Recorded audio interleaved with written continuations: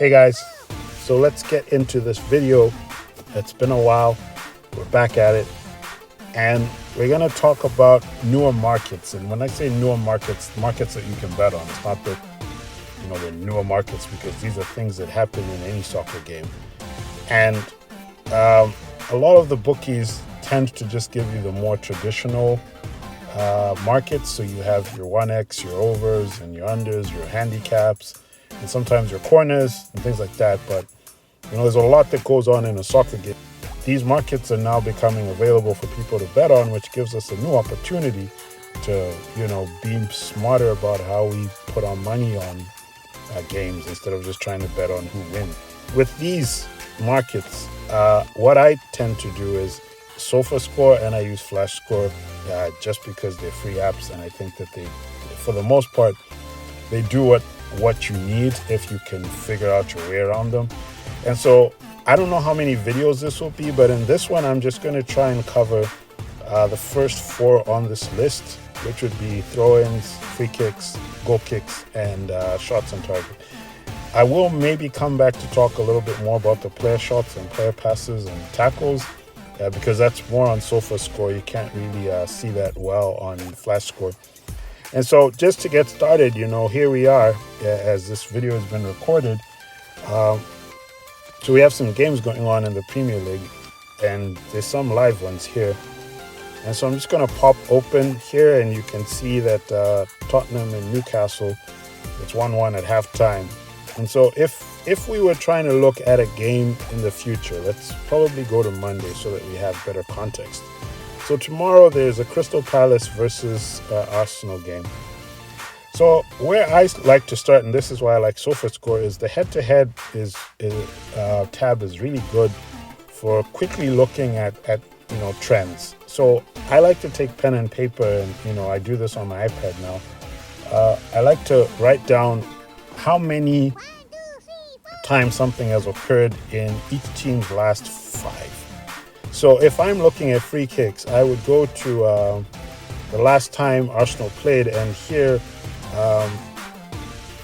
the last time they played competitively, I go to my stats tab and I scroll down and I look at the number of free kicks. So I see that in that game there was 27 free kicks. So if I have my notes app open here, I would quickly pop up and I would write my 27 in that last game. And then I go to the next game and I look at how many free kicks they were in that game. If it offers that, and they were 25 free kicks. Okay? It's pretty simple stuff that I'm doing here. You're just writing it down so that you have it in memory, and then you can look at those numbers and try and get the average. This is basically how I analyze. There's nothing complicated to it. Like, it's not like I have some secret method. You look at the numbers and you get the average and you decide, what you're going to play. So when they played Leicester, there were 17 free kicks. And so before that, they played Watford. I'm just waiting for this to load. They played Watford. They were another 17 free kicks. So the last 4, they have been, the numbers seem to suggest that it hasn't been that high. And so I can still go down here at the little tab, and I'm just going to go to Wolves because the last game they did play was a club friendly, and that one doesn't have stats. But when they played the Wolves, they had 21 free kicks. All right. So I don't know if you guys can kind of see the picture here, right? So this is just getting an average of the number of free kicks that Arsenal had in the games they played, right? And so now I would do the same for Crystal Palace, who they're playing. So I'm just going to write not Crybaby, but Crystal Palace. And then we do the same. Okay? And it kind of feels sometimes that it's a lot of work, but I don't think that it's much work if you're trying to make money, because, you're taking your time to do your research. And so Crystal Palace, they had 20 corners. Okay? And then they had, free kicks, my bad. And then they had 20 again. Interesting number here. And then they had, that was 28. Okay. And then they had, I'm just writing this down live with you guys just so you can get a picture of how I go about it. Okay, this was in the FA Cup. It was quite a crazy game, eh? They had, what is this, 40? That was a lot. All right. And then against Burnley, they had 22. Okay. Do we have our 5 there? We do. Okay, and then we look at the head-to-head as well.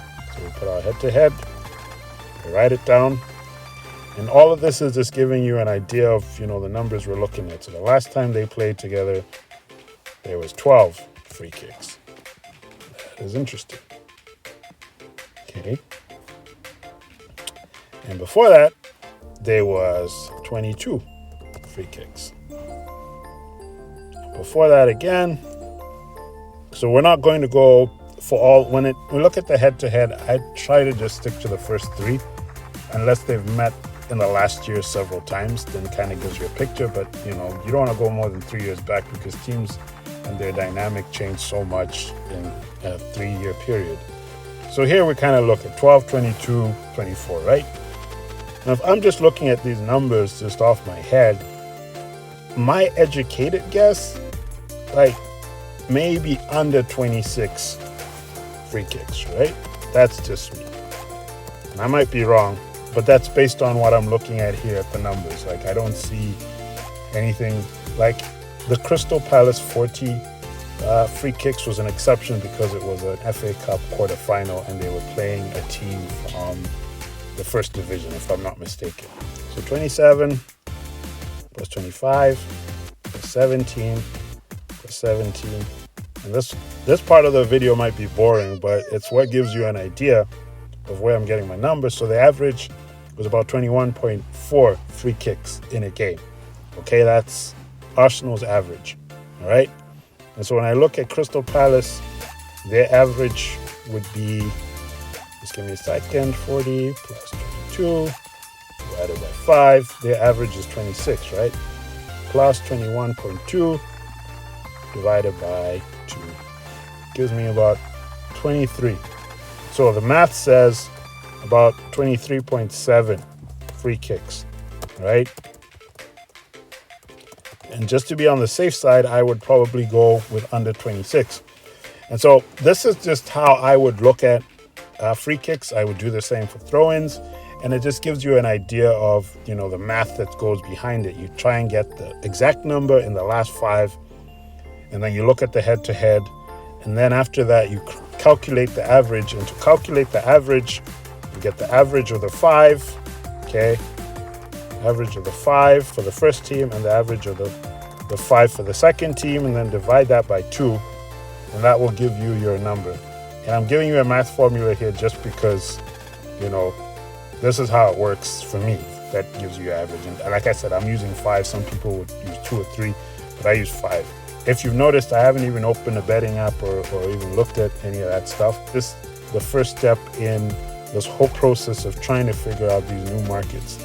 So the same way you would look at your goals, like how many times they've had over 1.5, how often has it occurred, you're looking at the same with free kicks. How many times have they had over so many free kicks? Remember that these things are happening in every game, regardless of the result. As you can see here, the game ended with no goals, no winner, but there were still 24 free kicks, there was still 10 corners, there was still 23 goal attempts here.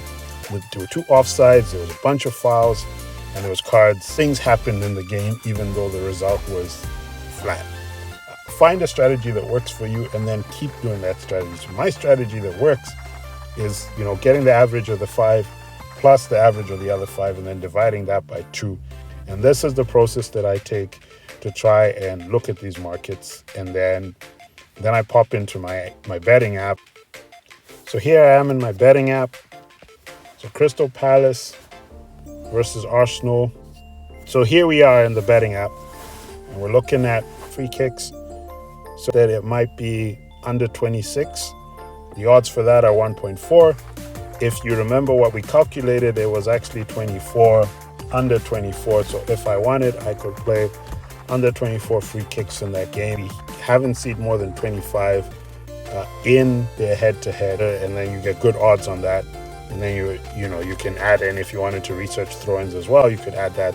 But say I also went for throw-ins and said we would go for 47, just as an example. And these two would give me 2 odds, and that's what I would play. I'm just showing you how plain and simple it can be done. I also do this on the phone. All right, so here we are on my phone, and this is the 1xBet betting app. I have a link to 1xBet if you are looking to join, so you can use that link just to join and get a sign-up bonus. And so here in 1xBet, once I open it up, I go to this little blue tab here and I scroll all the way to the bottom. So we went with free kicks, which they don't seem to have here. I'm just seeing that now. Hilarious. They do have other stuff here, which is a little surprising, but we'll go with throw-ins just for the fun of it, right? Because they don't have free kicks, and this is where 1xBet and Bet365 kind of different. With throw-ins, we decided that we were going to go at under 47, right? Or you can go with the individual team. Sometimes they do have free kicks. It's not all the time and not on all the games, but they do have the other stuff. They have the tackles, they have the shots, the saves, the throw-ins, and the goal kicks. You can find them and mix them and add them to your multi-bets or play them as singles. It's really up to you, but this is just something to explore and look at. I think that there's some good money here. And yeah, this is the first video. I will come back and do a second video discussing specifically player shots and more player props. So this is for soccer, and we'll do another one specifically for basketball, because the way that it works with basketball is slightly different. All right, guys, cheers. See you in the next one.